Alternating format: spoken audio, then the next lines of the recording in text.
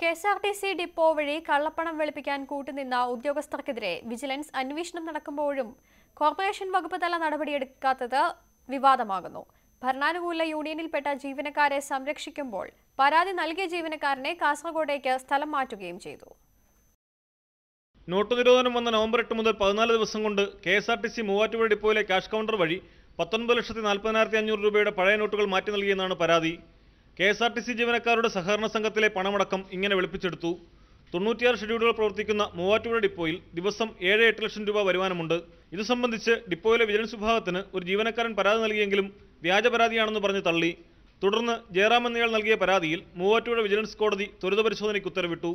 കള്ളപ്പണം കെഎസ്ആർടിസിയുടെ അക്കൗണ്ടിൽ നിക്ഷേപിച്ച് വെളുപ്പിച്ചെടുത്തതായി പരിശോധനയിൽ വ്യക്തമായതോടെ സംഭവത്തിൽ എഫ്ഐആർ തയ്യാറാക്കി അന്വേഷണം നടത്താൻ കോടതി ഉത്തരവിടുകയായിരുന്നു. മറ്റാർക്കെങ്കിലും പങ്കുള്ളതായി അന്വേഷണത്തിനിടെ ബോധ്യമായാൽ അവരെയും പ്രതി ചേർക്കാമെന്നും കോടതി നിർദ്ദേശിച്ചു. തുടർന്ന് വിജിലൻസ് എറണാകുളം സ്പെഷ്യൽ സെൽ അന്വേഷണം നടത്തി വരികയാണെങ്കിലും ആരോപണ വിധേയരായ ജീവനക്കാരെ സ്ഥലം മാറ്റാൻ പോലും കെഎസ്ആർടിസി തയ്യാറായിട്ടില്ല. അതേ സ്ഥാനങ്ങളിൽ തന്നെ ഇവർ തുടരുന്നത് തെളിവുകൾ അട്ടിമറിക്കാൻ കാരണമാകുമെന്ന് ചൂണ്ടിക്കാണിക്കപ്പെടുന്നു. ജോലിക്കിടെയുള്ള ചെറിയ കുറ്റങ്ങൾക്ക് പോലും നടപടിയെടുക്കാറുള്ള കെഎസ്ആർടിസി മാനേജ്മെന്റ് CATU അനുകൂല യൂണിയനിൽ അംഗങ്ങളായതിനാലാണ് ഇവരെ സംരക്ഷിക്കുന്നതെന്ന് ആക്ഷേപമുണ്ട്. പഴയ നോട്ടുകൾ മാറി നൽകാൻ കൂട്ടുനിൽക്കുന്ന ജീവനക്കാർക്കെതിരെ അച്ചടക്ക നടപടിയെടുക്കുമെന്ന് കാട്ടി നവംബർ 19-ന് കെഎസ്ആർടിസി സർക്കുലർ ഇറക്കിയിരുന്നു. അതേസമയം ഈ ക്രമക്കേട് ശ്രദ്ധയിൽപ്പെട്ടപ്പോൾ തന്നെ പരാതി നൽകിയ ജീവനക്കാരനെ കാസർകോട്ടേക്ക് സ്ഥലം മാറ്റിയതും കെഎസ്ആർടിസിയിലെ ഇരട്ടത്താപ്പിന് തെളിവാണ്. പ്രദീപ്, ന്യൂസ് 18, തിരുവനന്തപുരം.